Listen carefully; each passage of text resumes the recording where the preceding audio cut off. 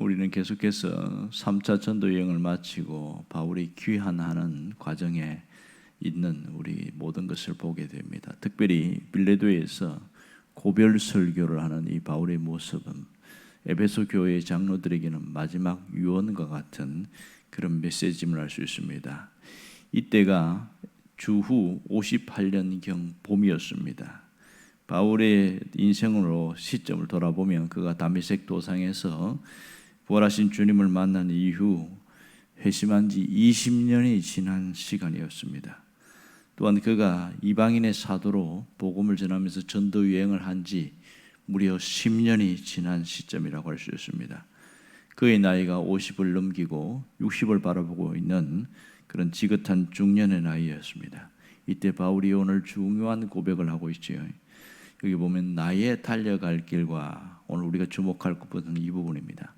바울이 자신이 가는 이것을 달려갈 길이다 이렇게 표현하고 있습니다. 빌립보서에서도 그렇고 디모데후서에서도 보면 자신이 달려갈 길과 이렇게 표현하는 경우가 많습니다. 오늘 여기서 달려갈 길, 이것은 헬라어 단어를 보면 노정을 말합니다. 걸어가는 인생 노정. 그러니까 바울이 나의 달려갈 길 이렇게 표현한 것은 자신이 걸어온 길과 앞으로 걸어가야 할 인생 노정을 말하고 있는 것이죠. 왜 바울이 자신이 갈 길을 달려갈 길이라고 말했는가? 그 이유는 그 다음에 나옵니다. 그가 이것은 주 예수께 받은 사명, 이것 때문에 자신이 가는 인생 노정을 바로 달려갈 길 이렇게 표현하고 있습니다. 그는 자신의 사명이 무엇인지 분명히 깨닫고 있습니다.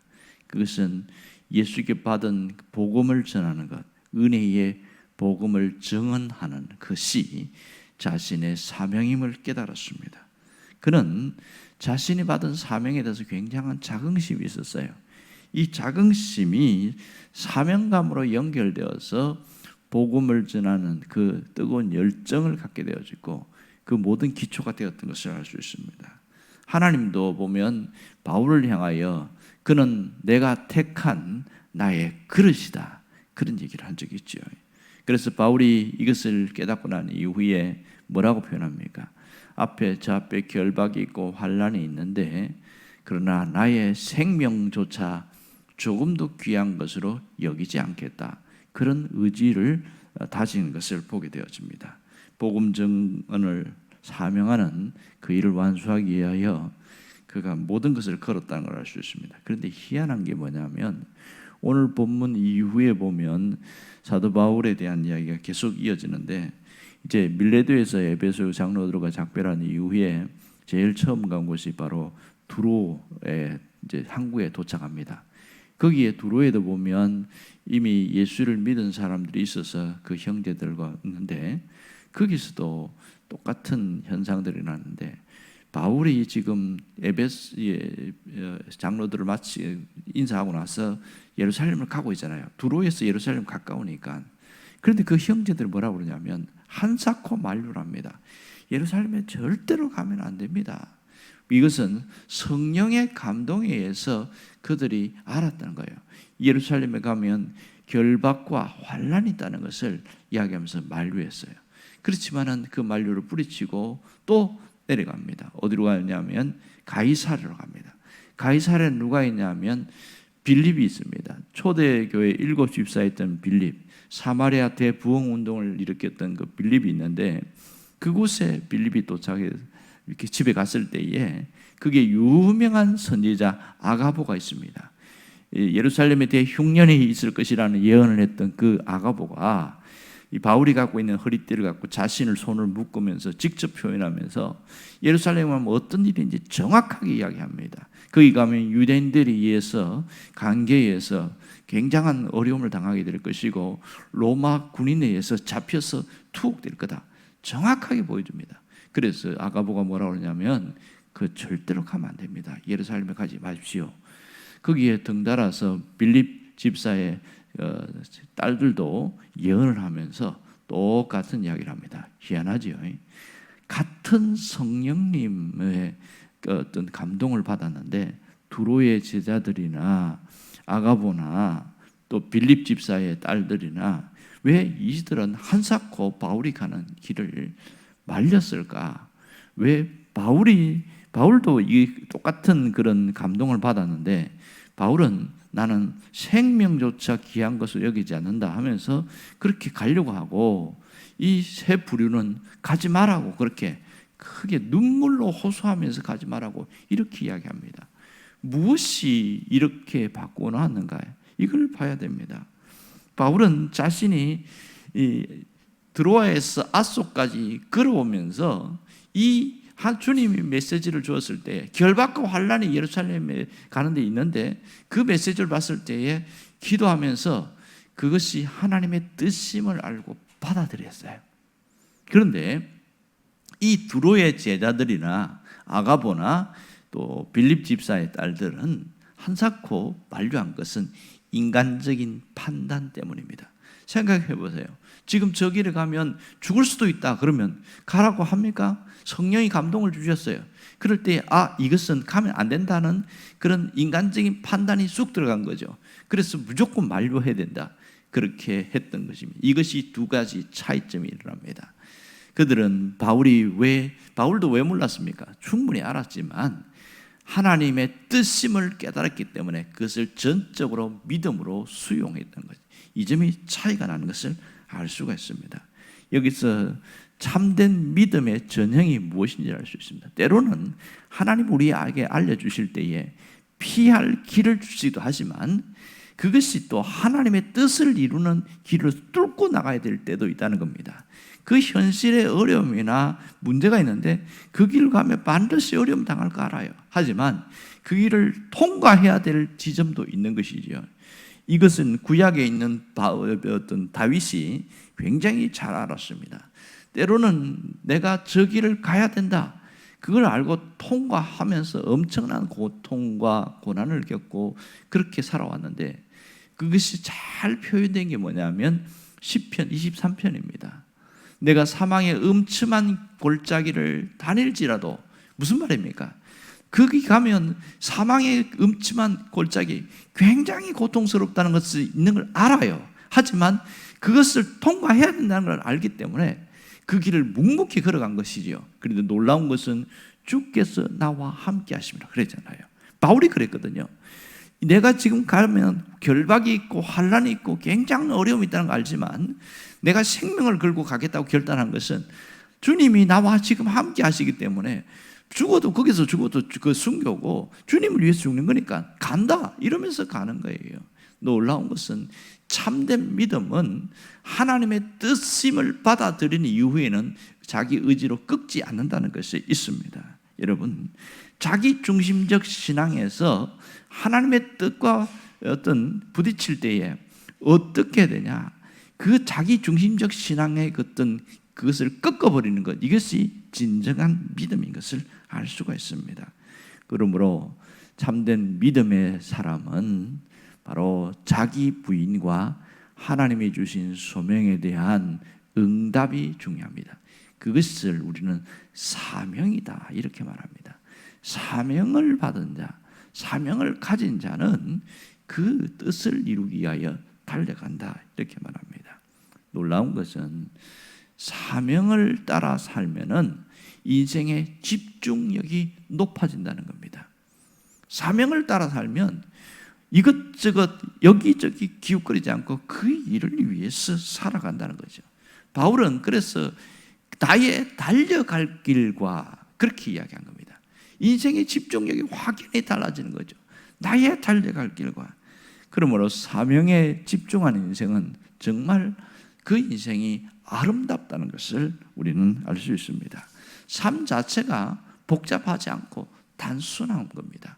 여기저기 기웃거리거나 흔들리지 않는다는 것이죠. 우리가 중요한 것은 내가 사명을 발견하는 게 대단히 중요합니다.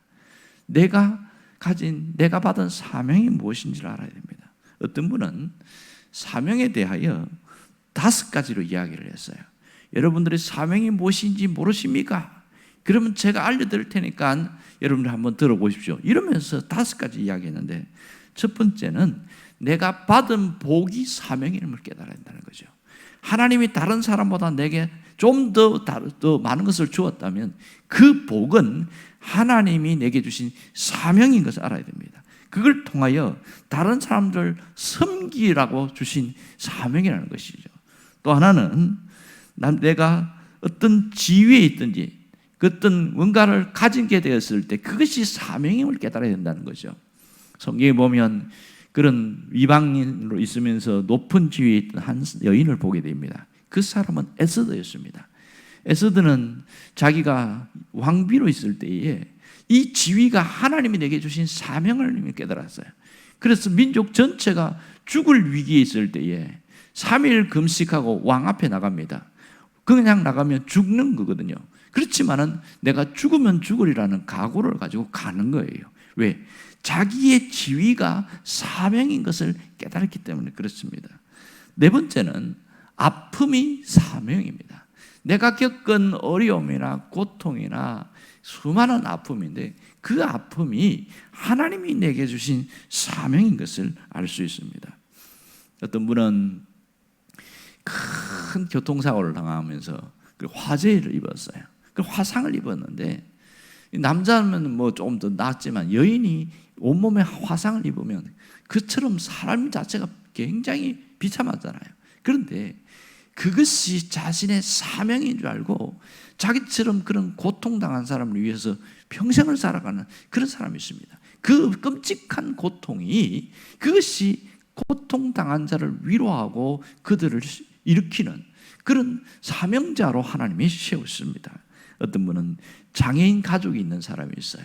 그 사람들은 또 다른 장애인을 섬기는 사명자로 살아갑니다. 어떤 분 보니까 병상에서 자기가 시한부 인생인데 자기가 죽을 걸 알아요. 의사가 6개월 후에 죽습니다 이렇게 했어요. 근데요 보통 그러면 이제 내가 죽는구나 하고 절망과 좌절과 비참함에 빠져서 아무도 안 만나려고 하는데 이 사람은 물론 초기에 조금 그런 마음이 있었는데 빨리 털고 일어나는 거예요.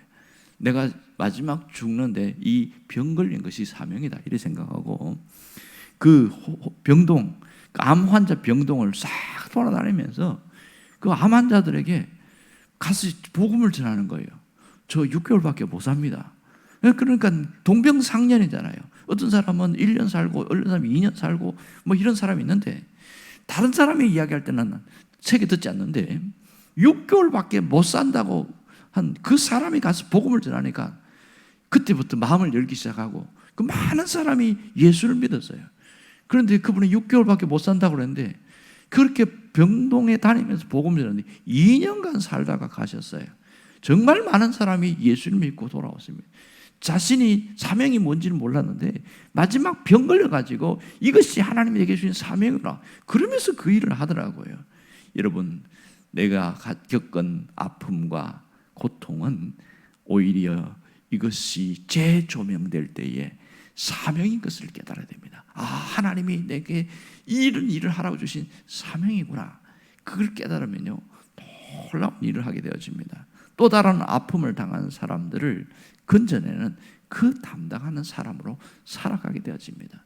어떤 분은 30대 초반에 과부가 됐는데 이 청산 과부가 되어가지고 자식 넷을 키우면서 그렇게 하면서 자기가 재혼을 하지 않았어요.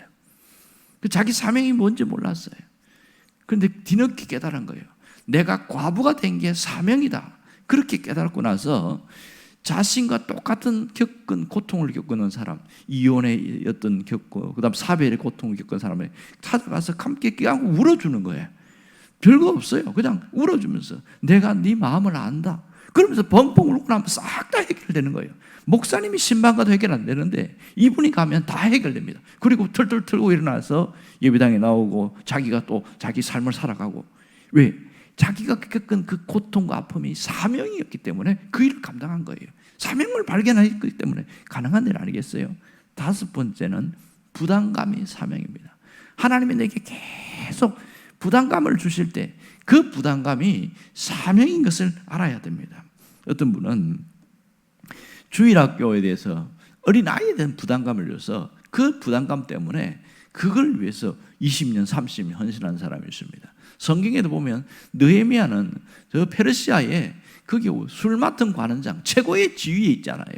그런데 조국의 그 예루살렘 성이 회파되고 막 무너지고 성벽이 무너졌다는 그 얘기 듣고 너무 마음이 아픈 거예요. 이게 부담이 돼가지고 잠을 못 자는 거예요. 그 부담감 때문에 다시 예루살렘에 가서 성벽과 성문을 완전히 만들어 놓고 다시 돌아오거든요. 그 부담감이 사명이었습니다. 어떤 분은 노숙자를만 보면 마음이 그렇게 아파요.